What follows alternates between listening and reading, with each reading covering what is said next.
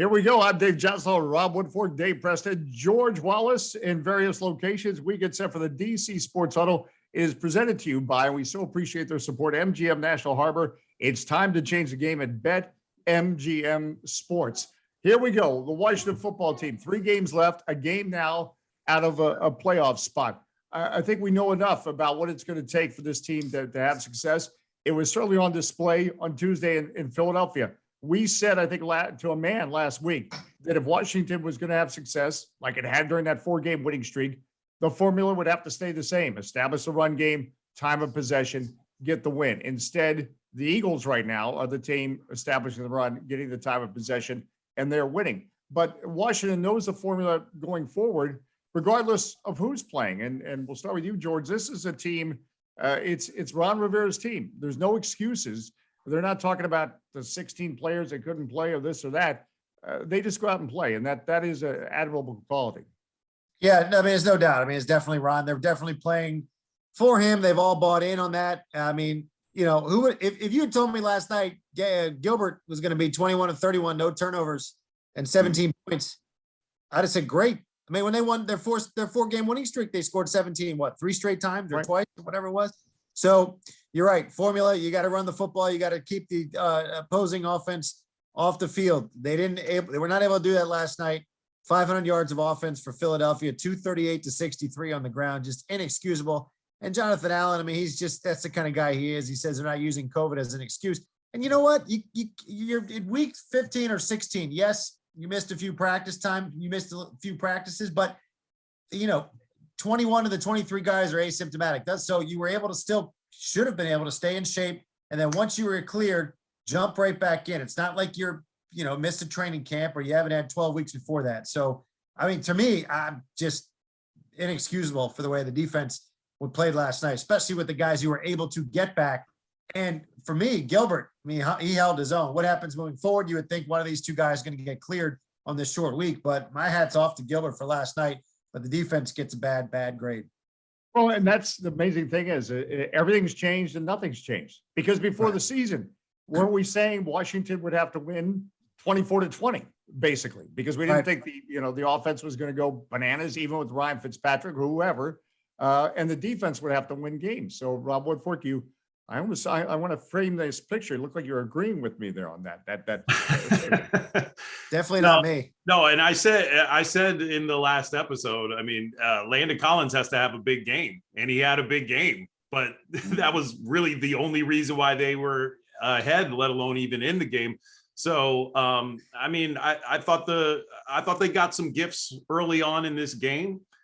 They didn't take full advantage of them because on that second drive, you really need to get a touchdown instead of a field goal. And I feel like that was kind of the point where the momentum shifted because, they basically got all the way down there with the big play to McLaurin, and then they essentially started moving backwards. So, I mean, that's really where the game sort of changed. But, looking forward, look, I know they're saying that you can't blame it on the COVID. You can't blame it on not having coaches and all of that.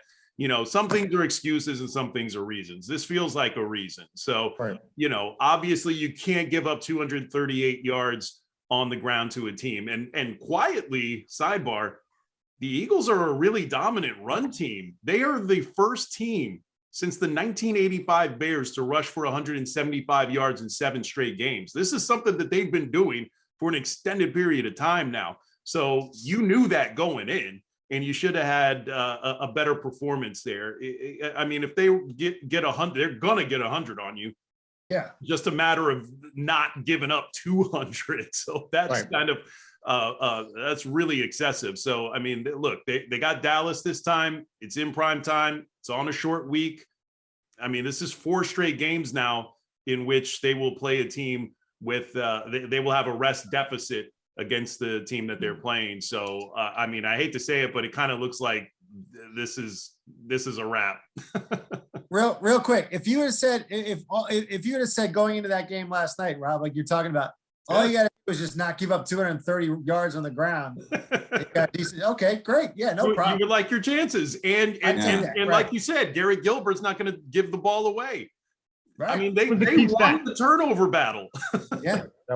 That was the key stat Yeah. from Gilbert. Just don't give it away. Right. Hey, Preston, you got the holiday shirt on. Jump in. And we're drinking some eggnog too today. We're all in for the playoffs, boys. The playoff drive, as it were. You're the only you one. can't, I think, discount enough the absence of J.D. McKissick, their second leading receiver, their third leading rusher. They really missed him in both aspects of the offense last night. He's on injured reserve. They're going to have, if they are going to make a run, it's going to have to be without perhaps one of their most underrated players on their roster this year, who really went over and above, I think, what we thought he would do this season. I knew that he would be an impact player on offense, but I didn't think he'd be that huge. I mean, you look at some of their games where he scored both of their touchdowns. He was that safety valve guy on 3rd and long many a time. Unfortunately, the defense, I think, allowed points on 5 of 6 possessions. And you can't do that. Once a team like the Eagles gets that running game gets momentum, you either have to sustain drives of your own or you have to stop them. They could do neither. The first 2 possessions of the second half, 8 plays from scrimmage, 8 total yards. That's not how you get it done. So back to the drawing board. We've talked about the short work week. I think, who knows who comes back from COVID at this point in time, but right now they're not on the precipice of playoff elimination because of that 7th wild card. There's a little bit more wiggle room, but every game from here on out is a must win for Washington. Well, and the amazing thing is I've used precipice for years, and I still don't have any idea what it means. But well done, Dave Preston. So it is the Cowboys this week. We had some fun with this last week talking about key players. Maybe Rob, you've already given us a hint that you'll get another vote in there for Landon Collins. But again, with the Eagles, the way we saw how it wore out the Washington defense. So it gets back to the premise: to help the Washington defense, you have to stay on the field. You have to convert 3rd down. So 4-game winning streak, Antonio Gibson averaged close to 90 yards a game. That has to return Sunday against the Cowboys. So Antonio Gibson, for me, is the key player. He's going to have to step up. As you just referenced, J.D. McKissick is out. He's going to have a big game. George Wallace?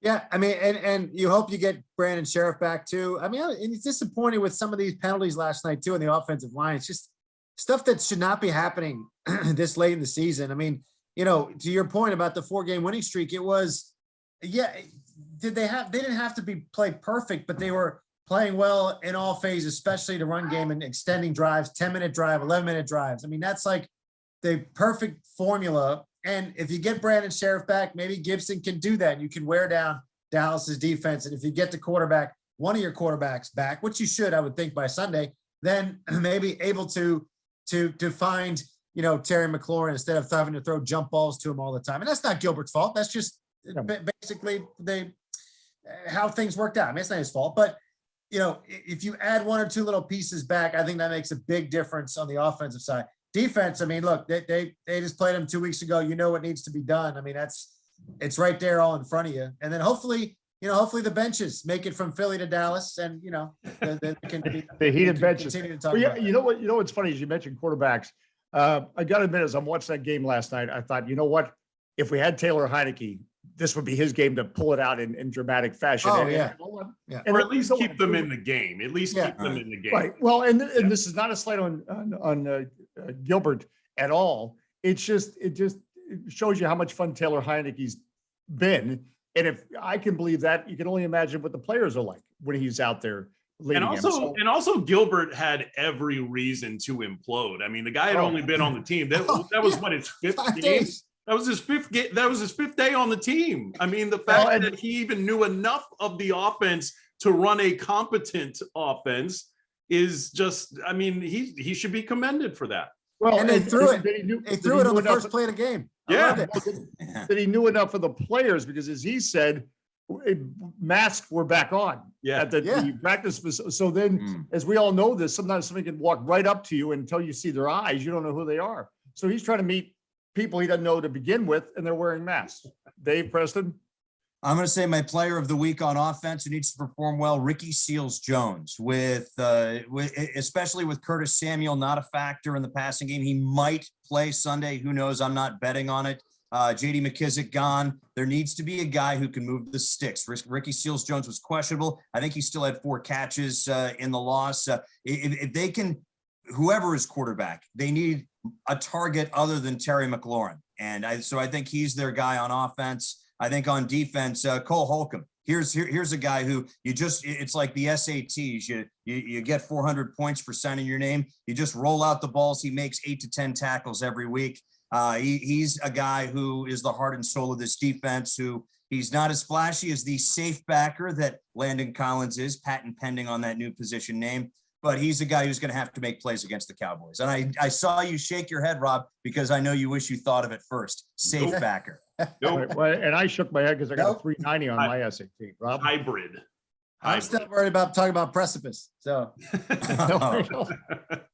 So is it Landon Collins again this week? Is it 2 players? Oh yeah, Landon Collins until further notice, man. I mean, look, they need an impact player on the defensive side of the ball. Chase Young is out for the year. They've never really had a linebacker who's been, at least this iteration of the Washington defense hasn't had an impact linebacker in years. So he's going to have to be that guy. And so if he's able to continue to do that, I mean, he almost single-handedly kept them in that game in the first half, because I mean, they're getting shut out probably if he doesn't make those plays. So, obviously you need Montez Sweat to get. he missed Cam Curl last night too. Cam Curl. Yeah, Cam Curl. Yeah, that's a guy you need. So I'm going to say Landon Collins on defense. On offense, look, you got to be able to win at the point of attack. So getting Brandon Sheriff back in the lineup, that's going to be the key ingredient. If you don't have your best offensive lineman going up against that Dallas front that even with him tore you to pieces just 2 weeks ago, yeah, you're going to need him. Okay, quick poll. Win or lose on Sunday, Rob? You said that's a wrap already. I think they lose in Dallas. I think they win the last 2 games, but it's probably going to be too little too late at that point. Dave Preston, win or lose? I think they lose. It's a double-digit defeat. Dallas winds up winning, going away after a strong first half by the Burgundy and Gold. And I think maybe they even split, or maybe they tie their last 2 games. Who knows? We'll talk about that next week. You sure about that? Because or we don't. Time zone. Or we don't talk about it. or we just don't. We just let it go. Yeah, we won't. I think it's too much. Still too much to overcome. Short week to travel back today or last night, then go back to Dallas Saturday. Too much. I mean, it's just too much for them right now. I think they lose Sunday night.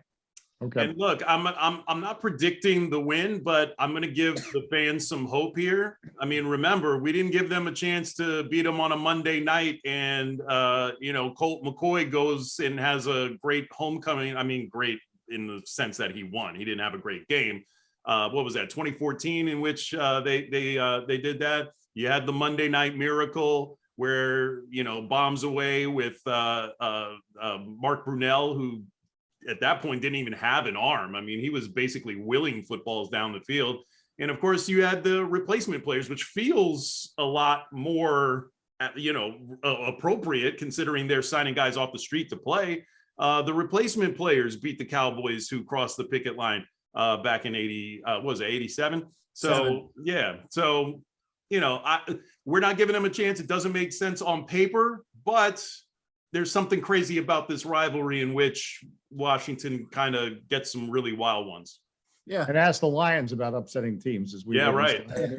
So, and I'm going to go ahead and say they win, because at the beginning of the season, I had them making the playoffs. I might as well go down in flames right now. If you're going to go all the way and end my career and get fired as the host of the DC Sports Huddle, I might as well go strong. So I'm going to say they're going to win. And I'll put a caveat: if they win the turnover battle, and Antonio Gibson, as I said, does what he does. All right. By the way, wait, Dave, first of all, the guy that predicts ties and time zone things is probably going to go first. Don't worry about it. All right. And drinking expired eggnog. Yeah. And I'm Says never going to 12-10, so. And sidebar, you can tell he's a bachelor because he's drinking directly out of the carton. Yeah. You can't do that if there's a woman living in your house. Right. No, Thanks. Now I'm even more depressed this holiday season. Right. Wow. Right. Beautiful.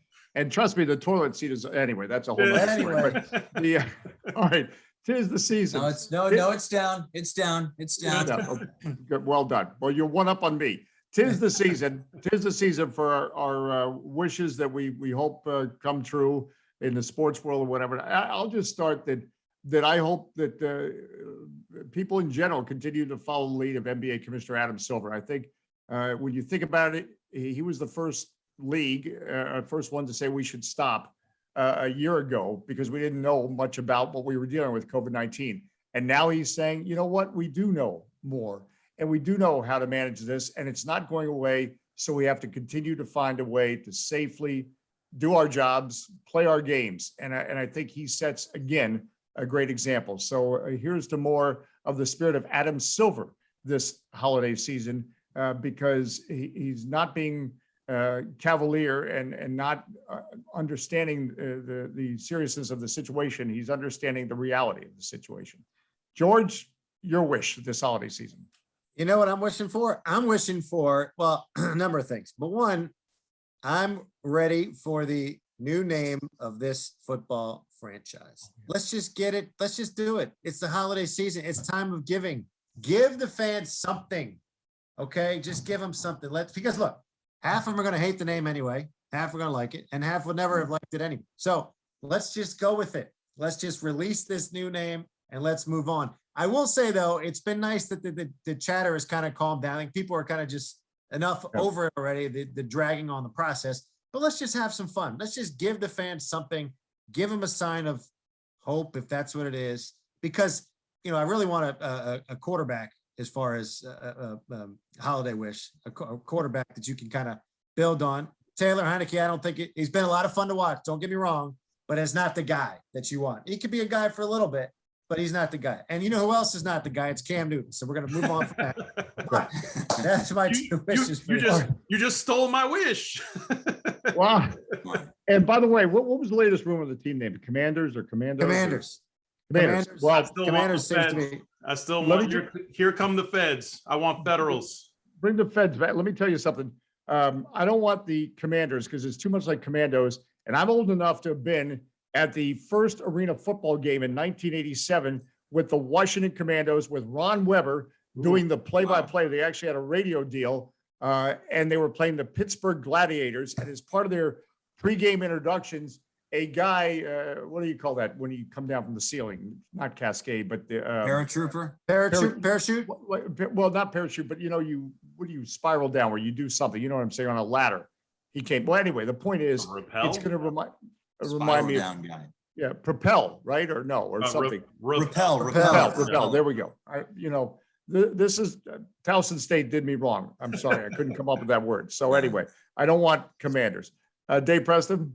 Your holiday wish. One of the fruits of the spirit is patience. And I hope that fan bases have patience. And I'm speaking specifically towards the University of Maryland men's basketball program. I'm speaking specifically towards Virginia football, Virginia Tech football. All of these jobs are conceivably great, but be patient with the new coaches at each position. And when Maryland finally does name a new head coach, you have high ceilings, but just because you've been to a Final Four or just because you've been to an Orange Bowl or just because you've won a Coastal Division championship does not mean that is a birthright. It's everybody else is trying to win as well. So it's no guarantee, no matter who is in place, that you will win every single game. Please be patient with whomever your new head coach is. Let's have a little patience, my friends. Patience. That's nice.